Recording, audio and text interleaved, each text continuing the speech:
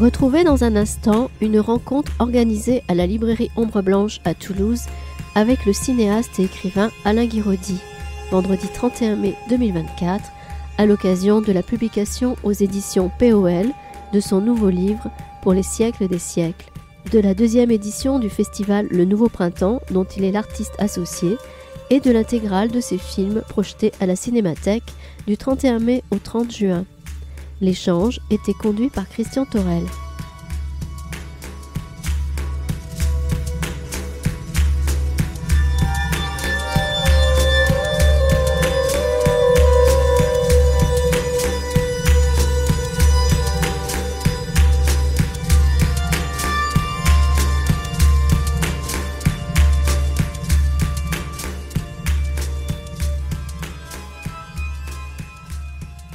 Bonsoir. Je crois que nous allons pouvoir commencer. J'attendais en fait quelqu'un du Nouveau Septembre. Est-ce qu'il y a quelqu'un du Nouveau Septembre dans la salle ? Nouveau printemps. Nouveau printemps, pardon. En même temps, il y a une table ronde en ce moment et je crois qu'ils n'ont pas terminé. Voilà, donc il y a une table ronde, très bien. Art et territoire. Parce qu'il faut le dire, tu es donc l'invité de ce Nouveau Septembre. Je ne m'y ferai pas. Et pourtant, on n'a pas encore quitté le printemps et on n'a pas encore touché à septembre. Donc c'était hier l'inauguration, tu as une douzaine d'expositions qui sont... Une douzaine de lieux, Ouais. il y a 21 artistes, voilà, donc autant d'installations, expositions, quoi. Tu ne veux pas en dire plus, de toute façon, c'est lancé, c'est jusqu'à quand ? Ouais, c'est lancé, enfin, on a ouvert hier, ça se déroule dans les quartiers des Carmes et de Saint-Étienne, ça mord un peu jusqu'au monument à la gloire de la Résistance. Donc on est presque au Busca là. Et ça dure jusqu'à fin juin. Là, j'ai pas le détail en tête, mais il y a des expos, des installations qui durent juste tout l'été. Tout l'été, ça veut dire jusqu'au début septembre, quoi. Tu n'as pas demandé à la cathédrale d'abriter une lecture pour les siècles des siècles. Je ne suis pas sûr que on te l'aurait accordé. Je sais pas, j'ai pas trop eu de retour des... Non, pas encore, des autorités de l'épiscopat. non. Bon, donc nous attendrons, en attendant cette opportunité, on va en parler ici. Tu viens de m'annoncer que le film Miséricorde sortira le 16 octobre. Oh, exactement, oui. Ouais. La semaine prochaine, tu seras à la Cinémathèque. Ouais, mais même dès demain. Pour présenter 2 films, c'est ça ? Ouais. Demain, on présente Du Soleil pour les gueux. Enfin, c'est en avant-soirée, genre 19h, Du Soleil pour les gueux. Et puis après, pour la soirée, il y a Heure de Spike Jonze. J'ai une carte blanche, donc voilà. Dont fait partie Heure de Spike Jonze, ouais. Dans le cadre du Nouveau Septembre, c'est ça ? Voilà. Donc, du nouveau printemps de... Et pour les siècles des siècles, c'est sorti au mois de mars. Ouais. Alors on pourrait dire que c'est une suite à Rabelais, et donc on va se faire juste une petite piqûre de rappel. D'ailleurs, toi-même, tu nous en donnes une bonne piqûre de rappel. Tu résumes en 5 pages un roman de 1040 pages. Voilà, un Rabelais, c'est un mec qui va à droite, à gauche, un homme qui aime bien aller chez les gens. Voilà, dans les 1040 pages du roman Rabelais de 2021 que tu étais venu présenter ici à la fin de l'été 2021, voilà, le Rabelais, c'était plutôt Jacques. Et ici, alors Jacques est mort, et puis finalement il a trouvé un domicile, il s'installe dans le corps de Jean-Marie, le curé de Gogluse. Et d'une certaine façon, peut-être que c'est Jean-Marie qui lui déserte son presbytère et deviendrait le Rabelais. Il aime bien aller chez les gens, des fois pour des choses et des fois sans mission spéciale. Voilà, et on va trouver dans ce roman Pour les siècles des siècles des choses comparables à ce qu'on trouvait dans Rabelais, c'est-à-dire du désir, du sexe, du foutre, du sang, et puis ici des prières de la liturgie, c'est pour la cathédrale Saint-Étienne, et puis on trouve quand même aussi beaucoup d'amour. En fait, Rabelais se terminait avec la fusion du curé de Gogluse et de Jacques. Sous l'emprise d'eux. Sous l'emprise bon, je ne refais pas tout. J'ai terminé Rabelais en me disant que j'avais la sensation que je m'arrêtais au moment où ça devenait intéressant. Donc, bon, on a publié Rabelais parce que ça faisait un bon bloc, qui se tenait, quoi. Ça faisait un roman qui se tenait. Je n'avais pas forcément dans l'idée de continuer, de faire une suite. Mais finalement, quelques mois plus tard, je me suis dit, allez, je m'y mets. J'avais très, très envie d'accomplir cette fusion. Donc là, la fusion n'est pas vraiment accomplie.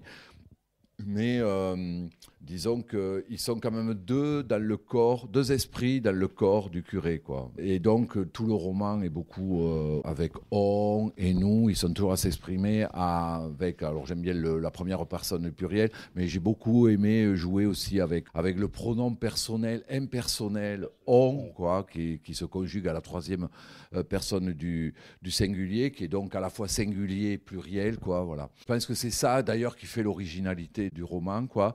C'est justement un érotomane qui se retrouve dans le corps d'un curé, quoi. Donc il n'y a pas trop. Quand même, en termes de sexe, c'est très très limité. Justement, il ne faut pas l'acheter pour le sexe, le bouquin. Hein. Il y a pas, franchement, vous serez déçus. Hein. Au moins métaphorique, quand même. Hein. Disons, par contre, voilà, il y a du fantasme et quand même, le fait d'être habité par un érotomane, le curé qui a l'habitude de coucher avec ses paroissiens, de dormir avec ses paroissiens et ses paroissiennes en cas de veuvage ou de grand malheur, pour les réconforter, enfin pour ne pas les laisser seuls, quoi, et seuls. Évidemment, ça va, enfin, vous voyez à peu près les accidents auxquels ça peut arriver, quoi, quand on est habité par un autre esprit un peu plus...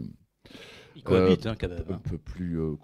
Ils cohabitent, quand même. Ah, ils cohabitent très bien. De toute façon, c'est aussi l'amour qui les a fait fusionner, quoi. C'est le grand amour qui les a fait fusionner. Donc, oui, je pense que même Jacques est plutôt heureux d'être là, même si finalement il a un regret pour son corps, il a quelques regrets pour aussi sa vie d'avant, quoi. Et alors, je t'avais proposé peut-être juste de lire 3 pages, justement, pour nous mettre en jambe. Pour nous mettre en jambe. Okay, ouais. Donc, je vais lire les 3 pages. Alors, allez, je me lance. Hein. Jean-Marie se dit qu'il lui faut... Jean-Marie, c'est le prénom du curé de Gaugueluze. Hein. Jean-Marie se dit qu'il lui faut soit pouvoir aimer comme moi, j'ai envie d'aimer, au moins de temps en temps, soit annihiler mon désir. Et pour moi, effectivement, ça serait un vrai regret de ne plus faire l'amour. Surtout que je me sens si bien dans le corps du curé. Peut-être même mieux que dans le mien. Je le trouve plus sensuel grâce à son imberbité, plus réceptif aux caresses du vent ou d'une main, et je ne peux pas imaginer que ce soit le bout du monde pour Jean-Marie. Il ne dort pas avec les paroissiens et les paroissiennes juste par compassion, sinon il ne serait pas le seul prêtre à le faire. Je pénètre encore un peu plus son esprit et j'arrive enfin à percevoir son désir. Il éprouve bien du désir, il le nomme même comme ça dans sa tête pour l'Adeline.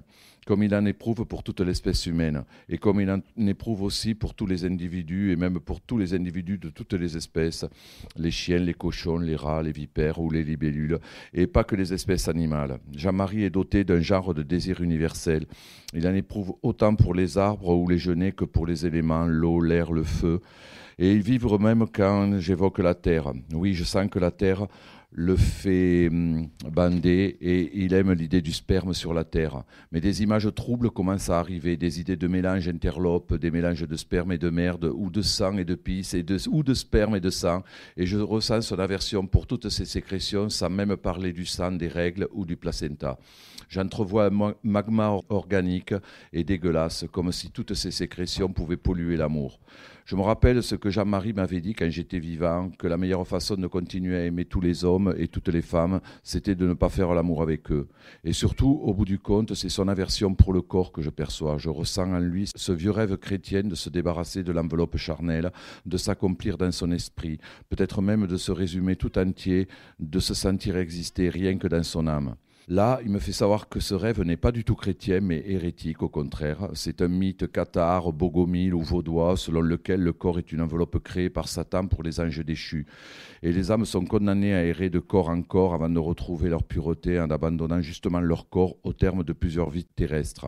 Je sens bien que je touche là à la foi de Jean-Marie. Je revois cette image diffuse d'un homme ou de 10 000 hommes ou femmes qu'on partageait tous les deux quand on se masturbait. Je repense aussi à son rêve dans lequel j'étais entré pendant notre évanouissement. C'était peut-être aussi mon rêve à moi, c'était peut-être aussi mon fantasme à moi. À nouveau, je me sens être le curé, n'être que lui, je veux dire. Comme s'il m'ouvrait son esprit pour mieux assimiler le mien. Et je me demande s'il est un envoyé de Dieu ou du diable. Il ressent mon angoisse, sans y répondre. Et ça m'angoisse encore plus qu'il me laisse dans le doute. Il m'insuffle l'idée que c'est pas à lui de répondre, que c'est à moi de me faire mon idée, et je comprends que moi seul peux savoir si je veux me dissoudre totalement dans l'esprit du curé, auquel cas il n'y aurait rien de diabolique. ou si je préfère continuer à garder mon autonomie dans la fusion, ce qui lui va très bien aussi, sauf que je ne crois pas que ça soit tenable sur la durée. Le processus de fusion complète semble inéluctable, et est-ce que je serai assez fort pour continuer à y trouver ma place ?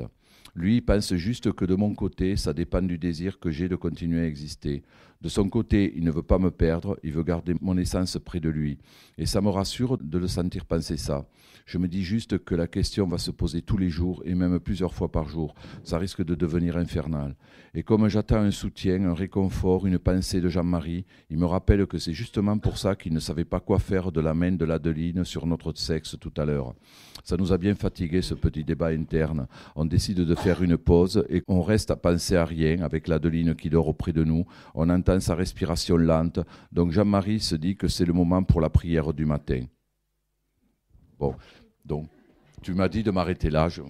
Si tu veux lire la prière du matin, tu peux le faire. Hein. Après, on part dans les prières, parce qu'il y a beaucoup de prières. Et justement, tu vois, je n'avais pas prévu de parler de l'écriture tout de suite, et surtout du narrateur. Donc tu disais que finalement, c'est ce qui est un des supports principaux de ce livre. Le on impersonnel, il est extrêmement troublant pour le lecteur, parce que tout du long de la lecture, on se dit, mais putain, mais ils sont deux. Mais non, attends, j'ai complètement oublié, ils sont pas deux. C'est comme une histoire de Nouveau Septembre et de Nouveau machin. Non, ils sont pas deux, ils sont un. Donc il n'y a jamais qu'une personne physique qu'on voit, et c'est on. Alors ça, c'est ce procédé d'écriture qui est assez formidable. La deuxième chose, c'est, on l'a senti là à ta lecture, c'est la vitesse.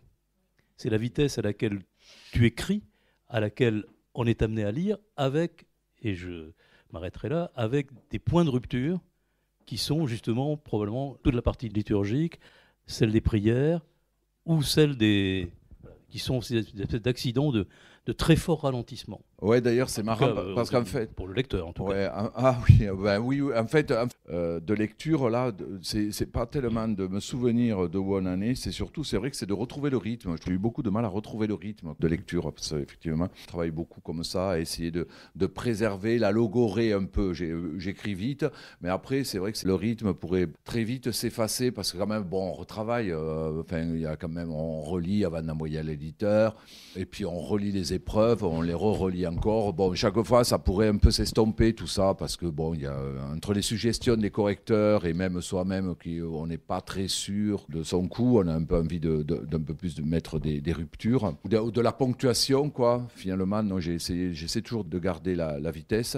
En tout cas, la logorée, quoi. Voilà.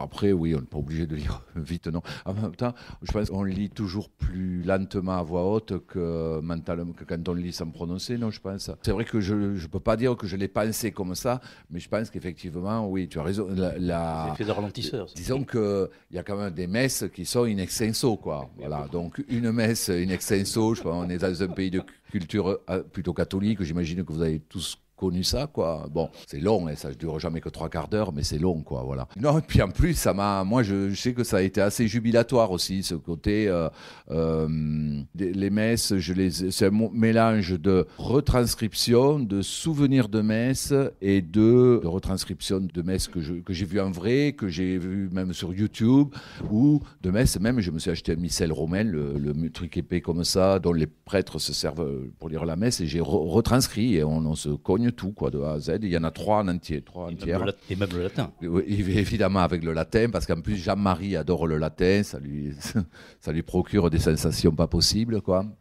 Bon, en plus c'est marrant parce que je pense que c'est un peu la question qui s'est posée, quoi, à un moment. À moi, d'abord, est-ce que quand même c'est pas un peu beaucoup, quoi. À l'éditeur qui m'a posé aussi, il m'a dit, Frédéric Boyer, il n'est pas du tout emmerdant, quoi, oui, sur la réécriture. Je ne sais pas, mais Frédéric est chrétien. Frédéric est chrétien, oui, tout à fait. Ouais. Mais c'est vrai que lui aussi m'a dit, à un moment, il m'a dit juste, quand même, est-ce qu'il n'y a pas un peu trop de messes ? Et puis, bon, après, c'est pas une condition sine qua non pour la publication, quoi. Même moi, quand j'ai relu, je me disais, non, c'est vachement bien, il faut garder ça. Finalement, c'est c'est du rituel. Comme c'est des messes aussi qui sont vachement ponctuées par les interrogations. On a quand même Jacques qui n'arrête pas, comme il est dans l'esprit du curé, d'essayer de saisir la foi, qui est toujours en train de se poser poser des questions, qui lui-même redécouvre l'érotisme du rituel catholique. Bon, il y a un enfant de chœur qui traîne par là aussi. Enfin, bon, il y a du grain à moudre, quoi. Il n'y a pas que la messe non plus, quoi. Hein, voilà, il y a beaucoup de commentaires internes à la messe, quoi. Voilà. Et puis j'avoue que bon, moi-même, alors je suis toujours pas chrétien parce que, comme je dis, bon, je suis vraiment de culture chrétienne. J'ai été jusqu'à la communion solennelle et mes parents m'ont jamais emmerdé avec ça. J'allais à la messe parce que j'aimais ça, quoi. C'est vrai que moi ça me plaît. Hein. Quand même, j'ai été voir des messes et ça m'a vachement plu. Après, il y a ce truc de faire des prières et de se soumettre à un Dieu qui m'empêche d'être chrétien. Je vais pas non plus me soumettre non plus, quand même, faut pas déconner. Il y a quand même la première hein, chez les religieuses là, qui est et après, qui est très voilà. longue, hein, et c'est marrant parce que quand je parlais de l'érotisme de la religion catholique. C'est marrant parce que j'ai redécouvert ça, parce que je pense que même quand j'étais enfant de chœur, quand j'étais enfant, il y avait quelque chose qui me plaisait, mais ça passait par la beauté des images sacrées ou des vitraux, même les vêtements sacerdotaux, quoi, tout ça. Il y avait tous ces ornements, tout un décorum autour de la religion qui, moi, me fascinait, quoi. J'ai aussi fait appel à mes souvenirs d'enfant là-dessus, quoi, en écrivant ce roman, ouais. Alors, puisqu'on est sur le décorum et que finalement, chez les catholiques, il y a des choses qui comptent, comme, notamment chez les mystiques, hein, qui comptent comme une espèce de jouissance. La jouissance est un des éléments essentiels de ce livre, et parfois ça confine un peu à des choses proches de la mystique. Alors je vais reprendre vraiment autour de l'Eucharistie. C'est le grand moment qui arrive. Je sens l'excitation de l'Eucharistie monter en Jean-Marie, dit Jacques, hein, qui est dedans. Il est dans son domicile. Donc c'est le grand moment qui arrive. Je sens l'excitation de l'Eucharistie monter en Jean-Marie et donc en moi. On fait notre mélange de vin avec quelques gouttes d'eau. On murmure pour nous-mêmes et toujours en lisant sur une feuille volante insérée dans le missel, Jean-Marie n'a pas pu retenir ses phrases et Dieu sait s'il aime le latin. Voilà. Et puis bon, on s'ensuit. Qu'est-ce que j'avais noté C'était des prières que j'avais notées. Tu as eu l'impression que tu retrouvais des images de mystiques? Ah ben, de toute façon, alors ouais, moi ça c'est le truc de la littérature qui est génial. Enfin, moi là j'ai réussi, ça fait quelques bouquins. En fait, depuis que je suis publié, finalement je découvre parce que je crois que je l'avais jamais découvert à ce point, quoi. Le côté comment on est un peu quelqu'un d'autre, on est un peu sur une autre planète quand on écrit un roman, quoi. Et d'ailleurs important de se relire le lendemain parce qu'il y a même des phrases qu'on comprend pas, quoi, mais où on est effectivement dans un état second. Je me rappelle même, c'était un truc que disait vachement Bret Easton Ellis. Il l'a dit que au sujet de son bouquin, au sujet d'American Psycho. Il n'arrêtait pas de le dire, quoi. J'étais un autre homme en écrivant ce roman. Ouais, on est quelqu'un d'autre, et enfin on est quelqu'un d'autre. On est soi-même, mais quand même on rentre dans un état. Ouais, on rentre quand même dans un état. Alors je sais pas. En fait, est-ce que je sais ce que c'est que la mystique déjà, quoi? J'ai jamais eu trop d'expérience mystique, mais en tout cas, oui, on a un rapport à. Ouais, je sais pas si c'est une autre dimension, à une autre vision du monde. Je me rappelle une phrase que j'avais écrite à propos de la foi. J'avais l'impression d'avoir tout compris sur la foi. Et ça, je me souviens de la sensation. J'ai relu ça le lendemain. Enfin non, ça, je l'ai relu avant de l'envoyer à l'éditeur. J'ai relu ça et je me suis dit, mais là, qu'est-ce que j'ai voulu dire, quoi. Il y avait un côté même sous...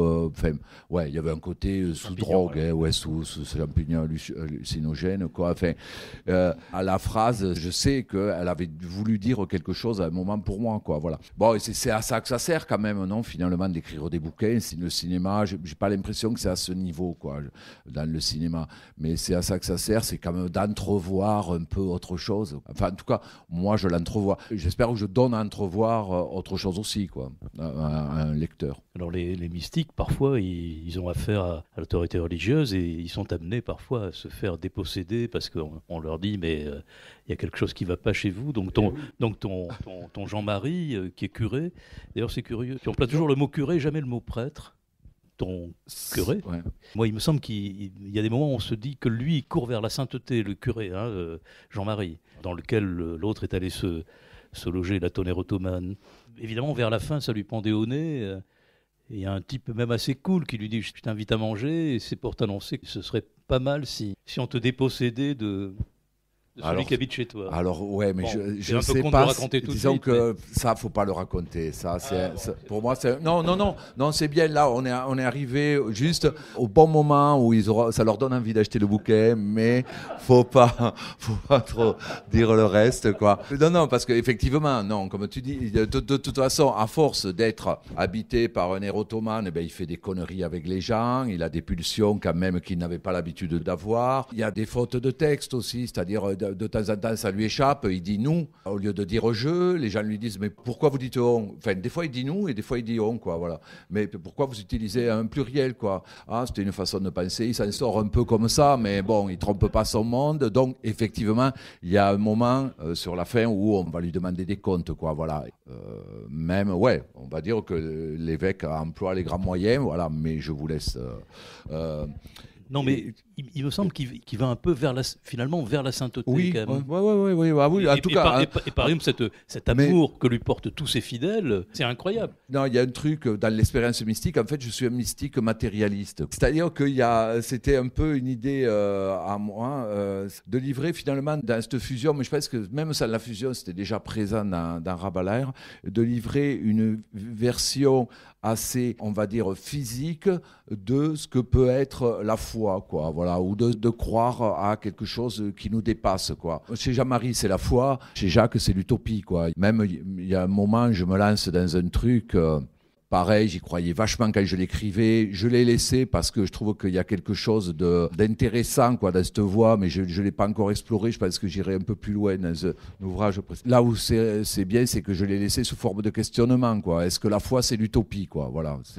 Bon, ça, c'est une grande question. Est-ce que la foi a à voir avec l'utopie? Ça, bon, je suis incapable d'y répondre vu que j'ai pas la foi, quoi, voilà, mais que j'ai de l'utopie pleine la tête, quoi. Bon, voilà, c'est donc cette question. Et puis, ça m'intéressait de donner corps et chair à cette idée comme tu disais, de rechercher la sainteté, quoi, l'expérience d'un curé, quoi. Je veux bien que tu lises cette page sur justement la question de Dieu, là, puisqu'on y est. Ouais, d'accord. Ah bon, bien choisi alors. Et Jean-Marie se met à penser à Dieu. Je capte cette pensée dans son esprit et là je suis heureux. Je sens que je vais enfin voir non pas Dieu mais la représentation que Jean-Marie s'en fait et que je suis donc censé m'en faire moi aussi.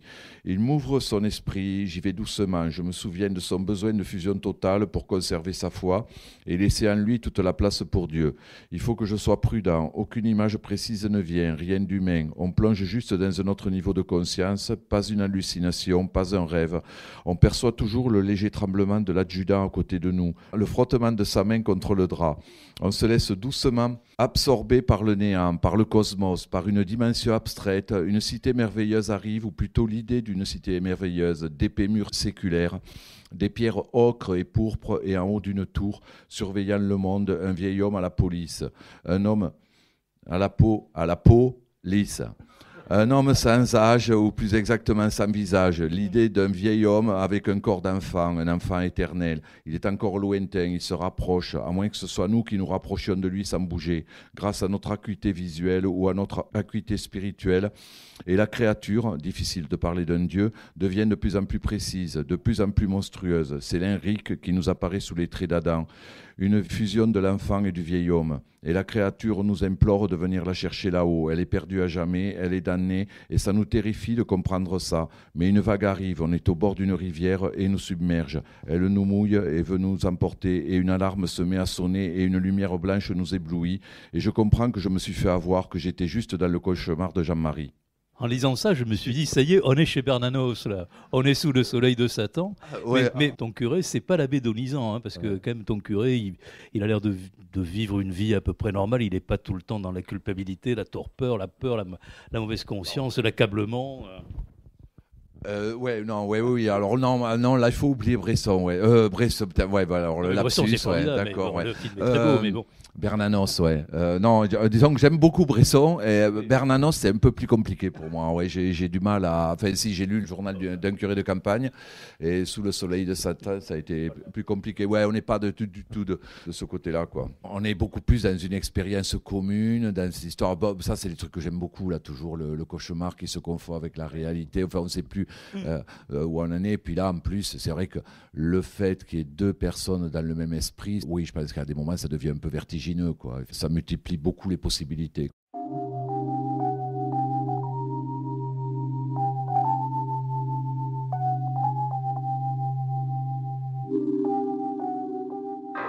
Vous écoutez Alain Guiraudy à la librairie Ombre Blanche à Toulouse, vendredi 31 mai 2024, en dialogue avec Christian Thorel, autour de la publication de son livre Pour des siècles, édition POL.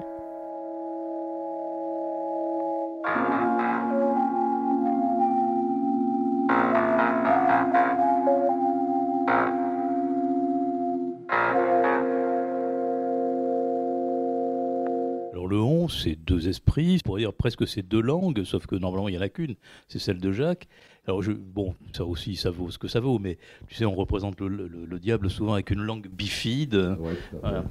Non, j'avais pas pensé. Alors, non, j'avais pas été jusque-là. Même le diable, je sais pas. Non, le mot, il y a le mot, mais il est assez peu évoqué, assez quoi. Peu évoqué, finalement, quoi. Vrai, il est. Peu, Enfin, je trouve que ça sort assez des canons habituels de toute la mythologie. Finalement, catholique n'est pas tant convoquée que ça, quoi. Voilà. Il y a peut-être la figure angélique de Adam, quoi. Dans ce que tu viens de lire, il y a ces images de cosmos qui pourraient ramener quand même aussi à une dimension chamanique qui était présente dans le livre précédent. Le cosmos, déjà, dans le précédent, il était beaucoup présent d'un point de vue cosmologique, astrologique, mais même astrologique.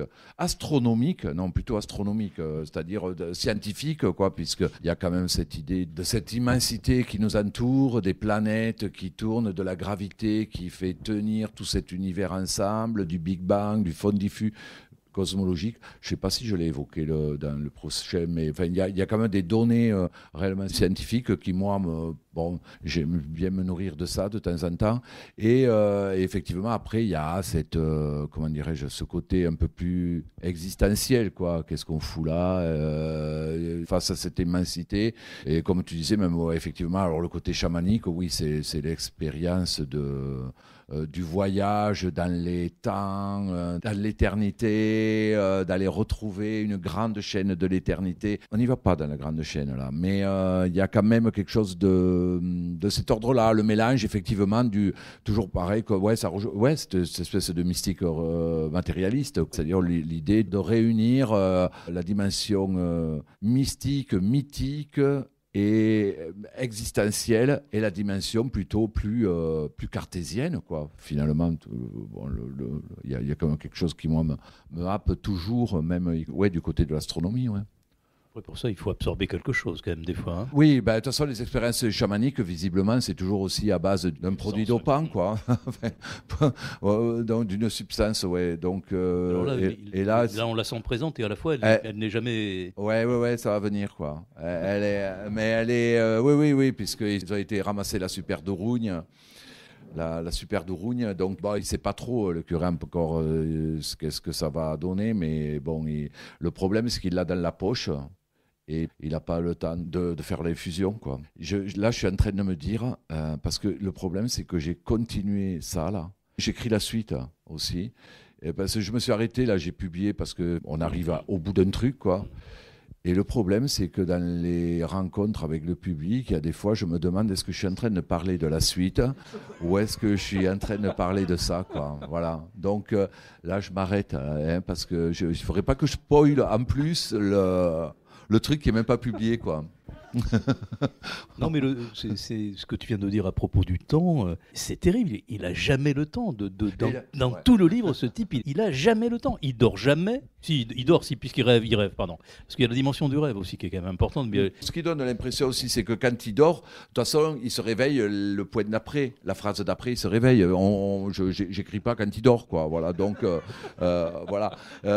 Et sauf s'il y a des choses intéressantes qui se passent pendant qu'il dort, quoi. Ouais.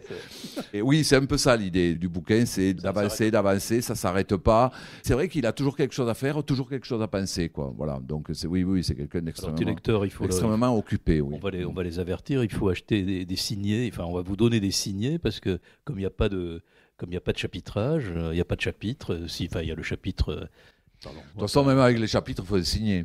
Il faut un marque-page. Voilà. Ouais, il n'y a pas de, là, il n'y a pas de chapitre. Pas de chapitre, il n'y a pas de paragraphe. Après, le mieux, c'est de ne pas s'arrêter. C'est aussi une solution. Alors ça, je l'avais fait sur mon premier bouquin. Je m'étais dit, tiens, tu vas le lire in extenso. Mais bon, il faisait 300 pages, ou même pas, il faisait pas 300. Là, sur 400 pages, in extenso, c'est compliqué, ouais, je pense. J'ai pas tenté, en tout cas, l'aventure. Claude Simon, il n'y a même pas de point. Hein. Je veux dire, Claude Simon, on peut se retrouver à s'arrêter. Putain, la phrase, là, est dure depuis 50 pages. Bon, je voudrais m'arrêter, là. Faut... enfin, ça m'arrive. Oui, ça fait partie des auteurs où on s'arrête des fois. Tu commences à penser au Nobel, c'est ça? Peut-être une dernière question sur l'amour, parce que alors on entend mieux le titre, page 181. Bon, pour les siècles et des siècles, ça nous dit déjà beaucoup de choses, mais voilà, page 181, tu écris « On est ensemble pour les siècles des siècles ». Et juste la phrase avant, c'est plus rien ne pourra nous séparer, pas même la mort. Alors bon, ça, on a dans les grands romans du 19e, romantiques, évidemment. Voilà. Mais ici, il n'y a pas de romantisme. Ici, j'ai l'impression que c'est plutôt l'idée d'une unité qu'on retrouverait, un peu comme dans Le Banquet. Je t'ai toujours connu, cela a toujours été toi. Tu n'es pas sur mon chemin, tu es mon chemin. Et ce qui est intéressant, c'est l'opposition dans ce même corps de la chasteté et de cette espèce de fusion. C'est un grand thème de l'amour, quoi, cette idée de fusion, d'amour fusionnel, quoi. Je pense que c'est assez même à prendre au premier degré, tout bêtement. C'est-à-dire que eux, dès l'instant qu'ils ont trouvé le truc pour se réincarner ou fusionner avec notre corps, ben, ils peuvent espérer durer pour l'éternité, quoi, tant qu'ils auront de la dourougne à infuser, quoi. Voilà. En plus, ils savent comment fabriquer la dourougne. Et même moi, en tant qu'auteur, à partir du moment où j'ai trouvé ça, c'est vrai que tout de suite, je me suis dit ça, moi aussi. Je me suis dit, ben, effectivement, on est dans l'amour éternel et puis on est dans la vie éternelle. C'est-à-dire que moi, je pense que je tiens un truc qui fait que je peux écrire. Normalement, ça s'arrête avec ma mort, quoi. Enfin, c'est-à-dire que tant qu'on peut toujours réincarner, une fois qu'on a trouvé la solution pour réincarner les héros dans un autre héros plus jeune, ou voilà, ben, ça peut durer ad vitam aeternam, quoi. Voilà.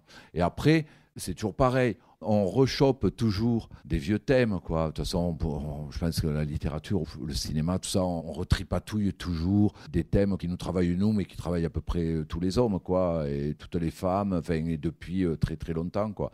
Sauf qu'on les retripatouille dans des nouvelles formes, quoi, je veux dire, et dans des nouvelles situations, quoi. Voilà, on remet ça à la sauce du jour, quoi. Après, il y a quand même ton regard qui est quand même très particulier, très original, qui est celui de... Alors, ils infusent de la dourougne, certes, mais finalement, les gens qui sont autour d'eux, dans ces communautés villageoises là, des confins d'eux, ce territoire composite, imaginaire, on dirait que ces gens-là ont infusé de l'amour que ce curé aimait. Finalement, il s'adresse à lui, on lui dit « Oui, ça c'est quand même formidable ». Les gens lui disaient « Mais alors vous l'aimiez, ce type ?» Enfin, tout le monde a l'air au courant de l'amour que ce curé portait à Jacques. D'accord. Oui. Ça semble une évidence, quoi. Ah oui. Donc alors, ça, tu vois, ça ne. Oui, ça c'est mon gros truc, ouais. Ça n'existe pas. Ouais, enfin, ils deviennent méchants quand même, hein, ils deviennent un peu durs avec lui, quoi. Non, mais c'est vrai que c'est mon truc, ouais. C'est vrai que les choses sont posées. Oui, je confectionne clairement un monde qui s'accorde à mes désirs, quoi. Hein, voilà. Et effectivement, il y a des choses qui sont posées avec une vraie évidence, quoi. Voilà, il y avait ce mec qui traînait par là et que peut-être qu'il n'y a pas trop d'adversité. Mais en fait, l'adversité vient, quoi. Ça a mis du temps à venir, mais ça vient, quoi. Quand j'ai lu déjà Rabelais et celui-là plus encore, j'ai pensé à un autre cinéaste écrivain qui est Alain Fleischer, qui lui ne revient jamais, qui écrit, mais enfin quelqu'un tape pour lui le texte qu'il est en train de dire, et il ne revient jamais sur ce qu'il a dit écrit. Alors je ne sais pas, par exemple, toi tu reviens sur ce que tu peux revenir. Ne pas revenir sur ce qu'on a écrit, déjà je trouve qu'il faut être sûr de soi, quoi. Voilà. Bon, alors là moi je suis pas trop sûr de moi, non. Donc tu reviens des fois. Ouais, moi j'aurais écrit, mais même moi je reviens en arrière des fois sur 20 pages et je refais tout. Hein. Ouais. Fleischer, je suis assez partie des gens qui seraient bien je pense qu'ils devraient peut-être se relire aussi. Hein. Enfin, je suis pas sûr. Je sais qu'il y a des poèmes qui ont été écrits aussi. On jette des trucs en l'air, on écrit. Enfin, il y a des expériences littéraires, quoi. Mais je pense qu'on est plus dans l'expérience que dans la... Moi, c'est vrai que quand même, je reste encore dans l'émotion. J'ai encore envie de narration et d'émotion, ouais, quand même. Ça reste important, quoi. Donc, effectivement, j'hésite pas à réécrire sur beaucoup de pages, ouais.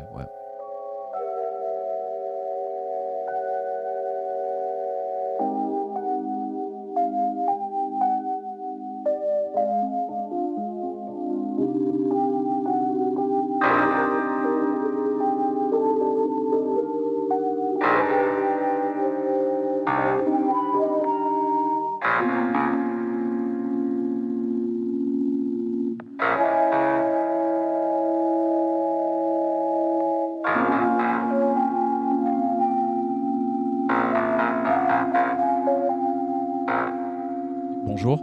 Vous avez évoqué tout à l'heure les cycles de réincarnation dans la croyance cathare. Et je me demandais si vous aviez poussé le truc jusqu'à faire des recherches théologiques pour voir les différences entre le catholicisme romain et les différentes hérésies, tout ça.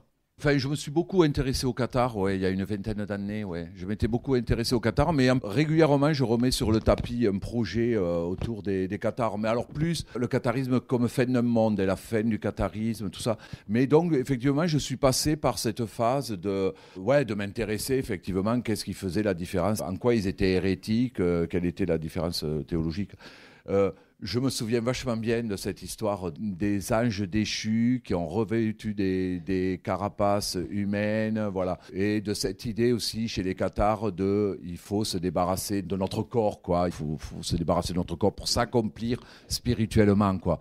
Mais ouais, c'est quand même des choses. Je maîtrise pas non plus complètement les tenants parce qu'en plus, il y a les dualistes complets, les dualistes pas tout à fait complets, quoi. Entre les bogomiles et tout ça, les vaudois, c'est très très précis, quoi, les différences entre tout ce monde-là. Mais ça m'a beaucoup intéressé. Ouais. Il y a une exposition en ce moment aux Jacobins sur les cathares, si ça... Ah ben oui, c'est vrai que tu veux non, mais en plus c'est marrant parce que j'avais entendu parler que ça devait arriver et non, j'y suis pas allé, toujours. Ouais. Une autre question, intervention, oui. Oui, il y a quelque chose qui m'a intéressé dans ce que tu as dit tout à l'heure, c'est que le roman pour toi, c'est créer un monde conforme à tes désirs. Et le cinéma, c'est bien ça. Puisque tu es cinéaste, c'est créer un monde conforme à ses désirs. Je parle à mon nom, et je ne sais pas, parce qu'après, je pense qu'il y a aussi beaucoup de cinéastes qui n'hésitent pas à traiter le réel tel qu'il est, quoi. Enfin, à la brutalité, la violence, et je ne pense pas que ça soit effectivement conforme à leurs désirs. Le monde qui s'accorde à mes désirs, effectivement, le cinéma me sert aussi à ça, quoi. Voilà. Même si j'essaie d'en sortir de temps en temps, quoi. Et du coup, une adaptation cinématographique de vos romans ? Je sais pas. Disons que, c'est-à-dire que déjà dans mes romans, il y a un peu de mes films d'avant. Dans les films qui viennent, à venir, je pense qu'on risque pas mal de retrouver de mes romans, quoi. Ouais. Même si ça m'est compliqué de parler d'adaptation au sens strict du terme, il y a nécessairement, dans Miséricorde qui sort, il y a quand même un curé bizarre, il y a une veuve, il y a un mec qui en tue un autre, qui l'enterre dans la forêt. Enfin, on retrouve des motifs, voilà. C'est juste que ça se joue différemment, quoi. Par contre, je pense que c'est inadaptable, quoi. C'est inadaptable parce que je pense qu'on est vraiment dans la tête de quelqu'un, quoi. Et je sais pas comment ça pourrait se faire. Enfin, voilà, ça serait de la voix off, ça ferait un film bien chiant avec de la voix off tout le fait. Et puis moi ça m'intéresse pas, mais de toute façon, mais c'est Céline qui critiquait ses contemporains parce qu'il disait ils travaillent tous pour le cinéma, ils veulent tous avoir leur bouquin adapté, quoi, au Cinoche. Et puis j'ai pas besoin de ça, je fais des scénarios et je rentre dans autre chose quand j'écris un scénario, quoi. Tu as donné finalement plein d'éléments. Là, quand même, il n'y a plus qu'à lire. C'est bon, hein. Non, pas tout raconter non plus, ouais. Merci pour votre attention et bonne lecture.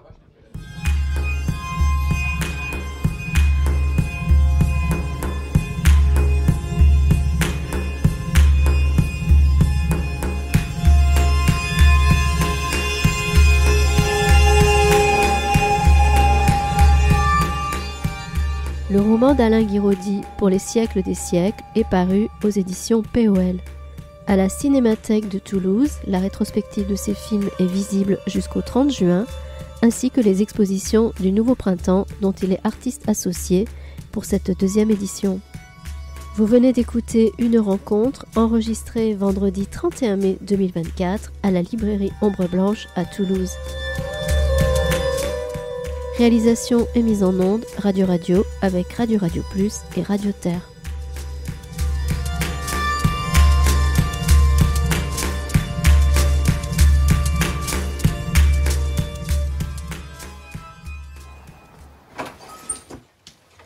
Où est-ce que tu étais encore passé toute la journée?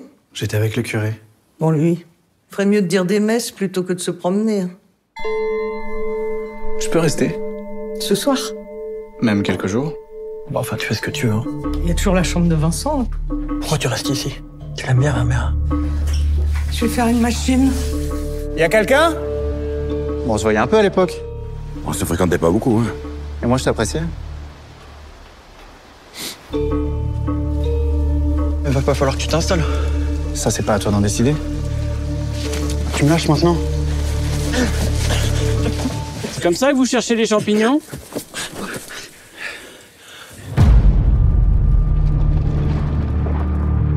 Vincent n'est pas rentré de la nuit. Tu l'aurais pas croisé. Laisse-toi. Allez! Quelqu'un l'aurait bien vu s'il avait eu un accident. Ça, c'est toujours ce qu'on se dit. Chacun a le droit à une vie privée, pas vrai? Mais il serait allé où? On s'est laissé dire que vous vous voyez beaucoup dans la forêt tous les deux. Il y a quelque chose que tu n'oses pas me dire avec Vincent? Vous avez rien vu de suspect, vous? Vous étiez là par hasard? Que faisiez-vous sur cette route? Vous ne pourrez pas toujours vivre avec ce secret. Tu étais où? Et quels sont vos rapports avec l'abbé Grisol? On pense qu'il nous cache quelque chose. Et qu'est-ce qu'il pourrait bien vous cacher? Bah ça, on peut pas savoir, puisque justement, il nous le cache.